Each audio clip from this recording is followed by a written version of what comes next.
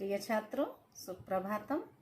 आज मैं संगीता यादव आपके सामने फिर से उपस्थित हुई हूँ वीडियो लेकर के। वाच्य परिवर्तन का वीडियो लेकर के उपस्थित हुई हूँ। वाच्य परिवर्तन को आप पहले कॉपी और पेन हाथ में लेना। जो मैं बोलूँगी वो आपको अपनी कॉपी में लिखना होगा, तभी हम वाच्य परिवर्तन कर सकते हैं। वाच्य क्या होता है? वाच्य होता क्या है? जो हम कहते हैं, जो हम वाक्य कहते हैं, उसी को वाक्य में क्रिया द्वारा प्रधान रूप से जो कहा जाए वही क्रिया का वाच्य होता है। वाच्य रूपांतरण का एक अंग है। वाच्य रूपांतरण का एक अंग है, अर्थात वाच्य को हम परिवर्तित भी कर सकते हैं, उसका रूपांतरण भी कर सकते हैं। वाच्य के भेद, वाच्य के प्रमुखतः 3 भेद होते हैं। कितने भेद होते हैं? मुख्य रूप से 3 भेद होते हैं। आराम से पढ़ाऊंगी और धीरे धीरे पढ़ाऊंगी। ध्यान पूर्वक आपको सुनना है, लिखना जरूर है। जब तक आप अपने जैसे जैसे मैं बोलूंगी उस तरह से पूरा कागज पर बना करके अपनी कॉपी में जब तक लिखेंगे नहीं, अब आप सबसे पहले इनको लिखना शुरू करेंगे। फिर किस तरह की क्रियाओं का प्रयोग होता है वो मैं बताऊंगी। आज के वीडियो में इतना ही बताऊंगी मैं। अगला वीडियो इसके बाद जब मैं बनाऊंगी तो उसमें मैं कर्तृवाच्य से कर्मवाच्य में बदलूंगी और कर्मवाच्य से भाववाच्य के सेंटेंस को भी मैं बदलने का प्रयास करूंगी। प्रयास क्या करूंगी? मैं आपको बदल करके आपको समझाऊंगी। तो आज आप बेसिक समझेंगे कि वाच्य क्या है। वाच्य क्या है? वाक्य में क्रिया के द्वारा प्रधान रूप से जो कहा जाता है, क्रिया प्रमुख रूप से जो कह रही है, उसी को हम वाच्य कहते हैं। और वाच्य कितने प्रकार के होते हैं? वाच्य 3 प्रकार के होते हैं। तो सबसे पहले ऊपर लिखेंगे आप वाच्य, उसके बाद उसके नीचे लिखो वाच्य के भेद। कॉपी में कैसे लिखेंगे? वाच्य के भेद। इतना लिखने के बाद अब वाच्य के जो 3 भेद हैं, तो इस तरह से वाच्य के 3 भेद हैं, तो नीचे एक खड़ी लाइन करके हॉरिजॉन्टल लाइन बनाएंगे नीचे, और उसमें नीचे 3 लाइन स्पेस लेते हुए निकालेंगे, क्योंकि उसके नीचे हमें सेंटेंस भी लिखने होंगे। इतना स्पेस होना चाहिए। इतना स्पेस लेते हुए हम लाइन खींच लेंगे। सबसे पहले हम लिखेंगे वाच्य, उसके नीचे एरो बनाते हुए हम लिखेंगे वाच्य के भेद। वाच्य के भेद में हम 3 तरह के वाच्य भेद पढ़ेंगे। पहला पढ़ेंगे कर्तृवाच्य, दूसरा पढ़ेंगे कर्मवाच्य और तीसरा पढ़ेंगे भाववाच्य। तो वाच्य के जो भेद हैं उसके नीचे एरो बना करके और उस एरो के नीचे हम 3 भाग करेंगे। पहले भाग में हम कर्तृवाच्य के बारे में लिखेंगे, दूसरे भेद में हम कर्मवाच्य के बारे में लिखेंगे और तीसरे भेद में हम भाववाच्य के बारे में लिखेंगे। अब हम जब कर्तृवाच्य के नीचे जो लिखने वाले हैं उससे हमें ये पता चलेगा कि कर्तृवाच्य का सेंटेंस किस तरह से बनता है और उसमें कर्ता का प्रभाव किस पर पड़ता है। तो हम पढ़ेंगे। सबसे पहले हम रीडिंग करते हैं और आप ध्यान से सुनेंगे। कर्तृवाच्य में क्रिया का वाच्य कर्ता होता है। क्रिया किसको कहती है? क्रिया किसके बारे में बताती है? कर्ता के बारे में बताती है। जब हमारा कर्तृवाच्य होता है तो क्रिया प्रमुख रूप से कर्ता के बारे में कहती है, अर्थात कर्ता के अनुसार क्रियापद रखा जाता है। कर्तृवाच्य, जैसा कि नाम से ही आपको पता चलता है कि हम कौन सा सेंटेंस पढ़ रहे हैं। हम वाक्य पढ़ रहे हैं अपना कर्तृवाच्य का, जिसमें हमारे वाक्य में कर्ता की प्रमुखता है। तो कर्तृवाच्य के निम्नलिखित लक्षण होते हैं, अर्थात कर्तृवाच्य के सेंटेंस को बनाते समय निम्नलिखित नियमों का प्रयोग किया जाता है। नियम नंबर 1 कहाँ लिखेंगे? कर्तृवाच्य में लिखेंगे। कर्तृवाच्य का नियम नंबर 1 है, कर्ता में प्रथमा विभक्ति का प्रयोग होता है। नंबर 1 डालो आप और उसके सामने लिखो कर्ता में प्रथमा विभक्ति का प्रयोग होता है। इस वीडियो में मेरा बोलने का काम है और आपका लिखने का काम ज्यादा है। जब तक आप लिखेंगे नहीं ये चीज आपको समझ में आएगी नहीं, क्योंकि लॉकडाउन का समय है। होना चाहिए तो मेरे पास बहुत बड़ा एक ब्लैक बोर्ड होना चाहिए था, लेकिन नहीं है मेरे पास में। सुविधा का अभाव होने के कारण मैं अपनी पूरी क्षमता के साथ में आपको पढ़ाने का प्रयास कर रही हूँ। आप जरा अपनी कॉपी में लिखिए। तो नियम नंबर 1 क्या है? कर्ता में प्रथमा विभक्ति लगाई जाती है। जब हम साधारण सेंटेंस बनाते हैं तो वो सेंटेंस हमारा कर्तृवाच्य का ही होता है। उसमें कर्ता में हम कौन सी विभक्ति लगाते हैं? प्रथमा विभक्ति लगाते हैं। अगर कर्ता प्रथम पुरुष एक वचन का है तो क्रिया हमारी कर्ता हमारा प्रथमा विभक्ति एक वचन का होगा। अगर हमारा कर्ता द्विवचन का है तो हमारा कर्ता प्रथमा विभक्ति द्विवचन का होगा। और अगर हमारा कर्ता बहुवचन का है तो हम कर्ता में प्रथमा विभक्ति बहुवचन का प्रयोग करेंगे। बालकः एक वचन, बालकौ द्विवचन, बालकाः बहुवचन। कौन सी विभक्ति के हैं ये? प्रथमा विभक्ति के हैं। तो जब हम कर्तृवाच्य का सेंटेंस बनाते हैं तो कर्ता में प्रथमा विभक्ति का प्रयोग करते हैं। स्ट्रांगली अपने दिमाग में बिठा लो। नियम नंबर 2, कर्म में द्वितीया विभक्ति का प्रयोग किया जाता है। कर्ता में प्रथमा तो कर्म में हम कौन सी विभक्ति का प्रयोग करते हैं? कर्मणि द्वितीया। कर्तृवाच्य के सेंटेंस में कर्म में द्वितीया विभक्ति का प्रयोग होता है। नियम नंबर 3, क्रिया सामान्यतः परस्मैपद पद होती है। क्रिया कौन से पद में होती है? परस्मैपद पद में होती है।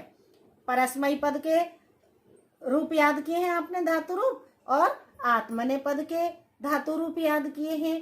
परस्मैपद पद के धातु रूप के कौन से हैं? गच्छति, गच्छतः, गच्छन्ति। और आत्मनेपद के धातु रूप कौन से हैं? सेवते, सेवेते, सेवन्ते, लभते, लभेते, लभन्ते। लेकिन वह आत्मनेपद भी हो सकती है। ऐसा नहीं है कि हमेशा परस्मैपद की ही लगती है, आत्मनेपद की भी हो सकती है। क्रिया सकर्मक या अकर्मक भी हो सकती है। क्रिया कर्म के साथ भी हो सकती है, सकर्मक मतलब कर्म के साथ, और अकर्मक कर्म से रहित। तो हमारी क्रिया दोनों तरह की हो सकती है। हमारी क्रिया वहां पर सकर्मक भी हो सकती है और हमारी क्रिया वहां पर अकर्मक भी हो सकती है। तो कितनी चीजें लिखी हमने अभी तक? पहली चीज लिखी थी हमने, कर्ता में प्रथमा विभक्ति का प्रयोग होता है। नंबर 2 पर लिखा था हमने, कर्म में द्वितीया विभक्ति लगाई जाती है। नंबर 3 पर लिखा था हमने, क्रिया सामान्यतः परस्मैपद होती है, सामान्य रूप से परस्मैपद होती है, लेकिन वह कभी कभी आत्मनेपद और अकर्मक भी हो सकती है। नंबर 4, कर्ता, कर्म और क्रिया से भिन्न पदों में कारक आदि नियमों का प्रयोग किया जाता है। कारक चिन्ह जो हमने पढ़े थे और कारक उपपद विभक्ति के जो नियम पढ़े थे उनका भी प्रयोग हमें यहाँ पर करना होता है, उनका भी प्रयोग यहाँ पर होता है। तो अब हम कर्ता कर्म और क्रिया से भिन्न कारक के नियमों का प्रयोग करते हुए 2-3 सेंटेंस हम पढ़ेंगे उसके, बस बाकी हम आ जाएंगे अभी कर्मवाच्य पे। श्यामः पुस्तकं पठति। अब श्यामः क्या है? कर्ता है। पठति क्या है? क्रिया है। और पुस्तकम क्या है? कर्म है। क्रिया का प्रभाव कौन सा काम हो रहा है? पुस्तक को पढ़ने का काम हो रहा है। पढ़ी क्या जा रही है? पुस्तक पढ़ी जा रही है। श्याम किसको पढ़ रहा है? पुस्तक को पढ़ रहा है। कर्ता ने कर्म को, कर्मणि द्वितीया, तो पुस्तक में द्वितीया विभक्ति का प्रयोग हुआ है क्योंकि पुस्तक है यहाँ पर कर्म और कर्मणि द्वितीया। छात्राः गृह कार्याणि कुर्वन्ति। छात्र घर के कार्य कर रहे हैं। अब यहाँ पर छात्र क्या है? करता है। गृह कार्याणि घर के कार्य, कुर्वन्ति कर रहे हैं। अब छात्र क्या कर रहे हैं? घर का काम कर रहे हैं। त्वम उद्यानात् पुष्पाणि आनयसि। त्वम तुम, उद्यानात् बगीचे से। अब यहाँ पर कर्म नहीं है बगीचे से, ये क्या हो गया?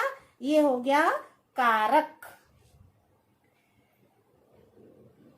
त्वम उद्यानात् पुष्पाणि आनयसि।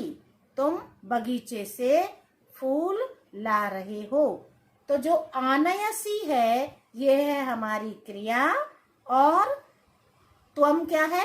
करता है। और उद्यानात् जो है वो है हमारा कारक। और पुष्पाणि, उद्यान से किसको ला रहे हो?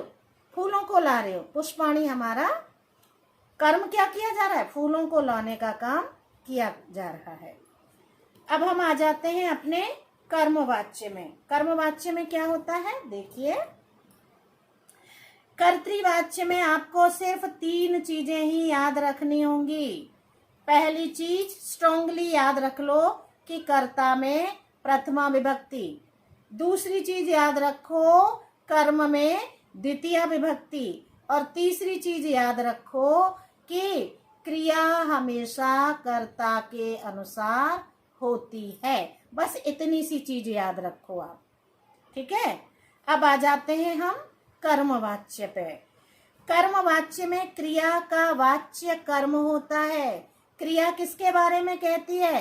कर्म के बारे में कहती है। कर्मवाच्य के सेंटेंस में क्रिया पर कर्ता का कोई प्रभाव नहीं पड़ता, चाहे कर्ता प्रथम पुरुष का है, मध्यम पुरुष का है, उत्तम पुरुष का है। क्रिया को इससे कोई लेना देना नहीं होता है। जब हम कर्मवाच्य का सेंटेंस बना रहे होते हैं तो हमारी क्रिया का प्रभाव सीधे सीधे कर्म पर पड़ता है। कर्तृवाच्य के सेंटेंस में क्रिया का सीधा संबंध कर्ता से होता है, लेकिन कर्मवाच्य के सेंटेंस में क्रिया का सीधा संबंध कर्म से होता है, कर्ता से नहीं। तो नंबर 1 पे क्या लिखेंगे कि कर्ता में हमेशा तृतीया विभक्ति का प्रयोग होता है। कर्तृवाच्य के सेंटेंस में कर्ता में प्रथमा विभक्ति का प्रयोग हो रहा था, यहाँ पर विपरीत है। यहाँ पर नंबर 1 पे आप लिखिए कर्ता में तृतीया विभक्ति का प्रयोग होता है। नंबर 2 पे आप लिखिए कर्म में प्रथमा विभक्ति का प्रयोग होता है। कर्म में कौन सी विभक्ति का प्रयोग होता है? प्रथमा विभक्ति का। ये आप अपनी कॉपी में लिखिए। कर्ता में तृतीया विभक्ति का प्रयोग होता है, तृतीया एक वचन, तृतीया द्विवचन, तृतीया बहुवचन। और कर्म में प्रथमा विभक्ति का प्रयोग होता है। नंबर 3 पे आप लिखिए कि क्रिया का सीधा संबंध कर्म से होता है। यहाँ पर क्रिया कर्म के अनुसार लगाई जाती है, क्रिया कर्ता के अनुसार बिल्कुल नहीं होती है। तो ये 3 चीजें हमने किसकी पढ़ी? कर्मवाच्य की पढ़ी।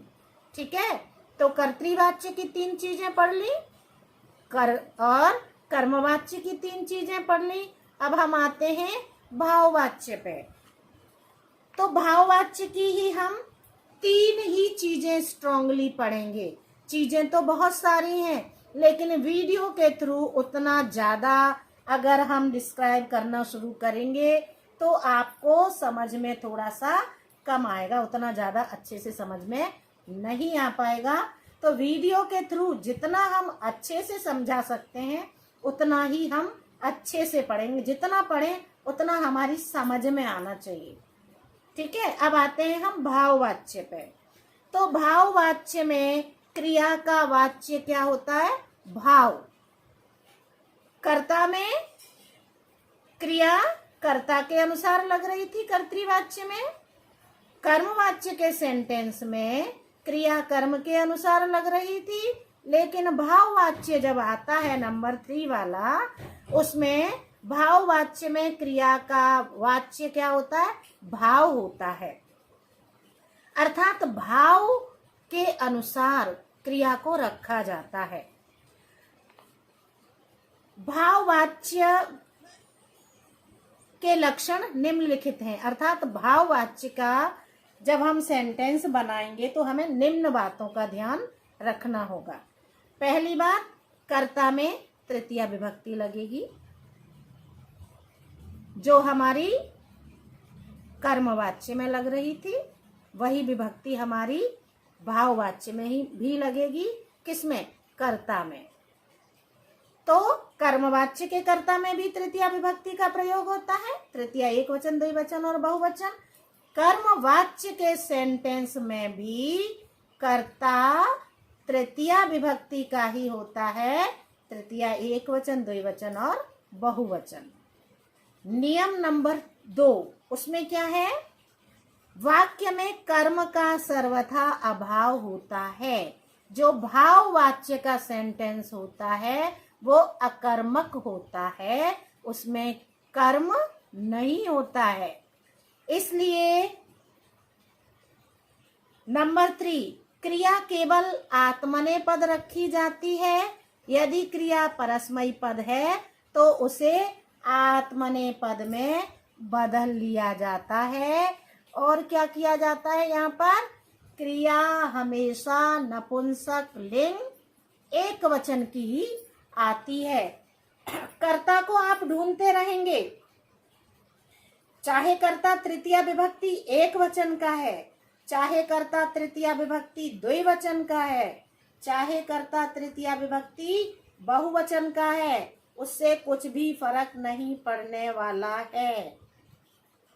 क्रिया हमेशा नपुंसक लिंग एक वचन की ही प्रयोग की जाती है भाववाच्य के सेंटेंस में, और इसमें कर्म का सर्वथा अभाव होता है।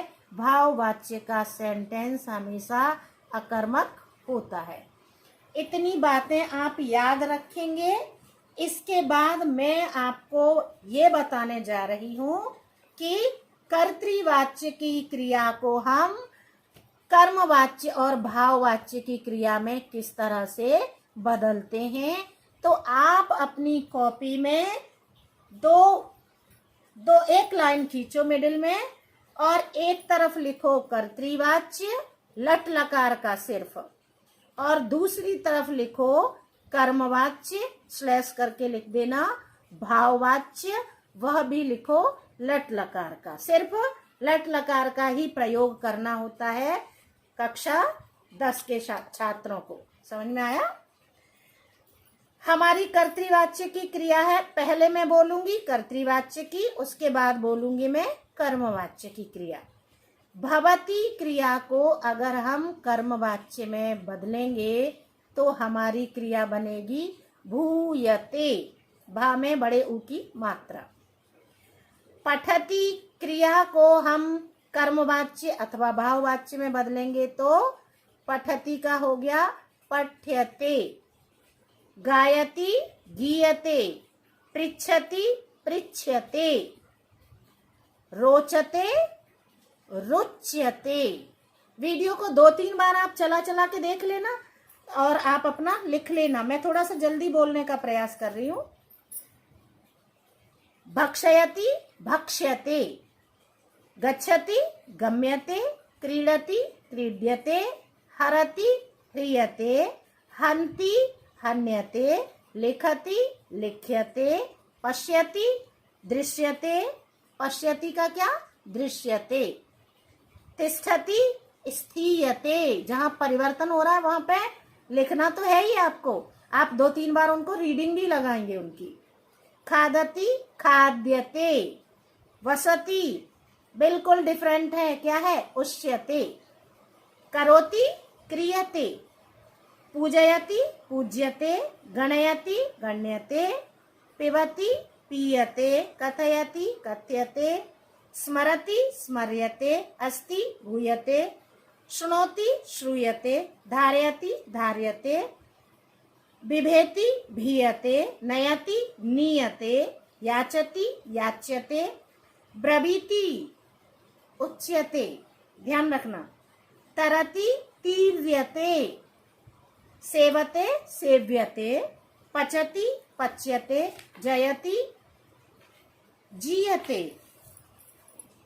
चिनोति चीयते, स्तोति स्तूयते, जुहोति हूयते, शेते शीयते, म्रियते का म्रियते ही रहता है, जानाति ज्ञायते, बदति बिल्कुल डिफरेंट है, क्या है उद्यते, यजति इज्यते, ई छोटी ई, इज्यते, यजति यज्ञ करता है, यज्ञ करना, इज्यते यज्ञ किया जाता है, बदति उद्यते, वक्ति उच्यते, मथनाति मथ्यते, तनोति तन्यते, खनति खन्यते, वपति उप्यते, ध्यान रखना, स्वपिति सुप्यते और गृह्णाति गृह्यते, हसति हस्यते, भवति भूयते, जीवति जीव्यते, क्रीडति क्रीड्यते, तिष्ठति स्थीयते और आसते आस्यते। आज के वीडियो में मैं आपको इतना ही पढ़ाऊंगी। इसके बाद वाले वीडियो में आप क्या करेंगे, लाइन आप अपने पेज के बीचों बीच 2 लाइन खींचेंगे। सबसे टॉप पे नंबर 1 पे लिखेंगे कर्तृवाच्य, दूसरी जो लाइन बनाएंगे उसमें लिखेंगे आप कर्मवाच्य और तीसरा जो कॉलम बनाएंगे उसमें लिखेंगे आप भाववाच्य। अब मैं अगले वीडियो में आपको कर्तृवाच्य का सेंटेंस बनाऊंगी, उसको कर्मवाच्य में बदलूंगी और फिर भाववाच्य के सेंटेंस भी आपको साथ के साथ बना करके बताऊंगी। तब तक के लिए बेटा जितना मैंने पढ़ाया है उतना अपनी कॉपी मेंटेन कर लेना और अच्छे से याद कर लेना। मेरे चैनल को लाइक शेयर और सब्सक्राइब जरूर करना, जिससे मेरी मेहनत सफल हो और लॉकडाउन के समय में जिनको पढ़ाने वाले नहीं मिल पा रहे हैं उन तक मेरा वीडियो पहुंचाने का प्रयास करना। धन्यवाद।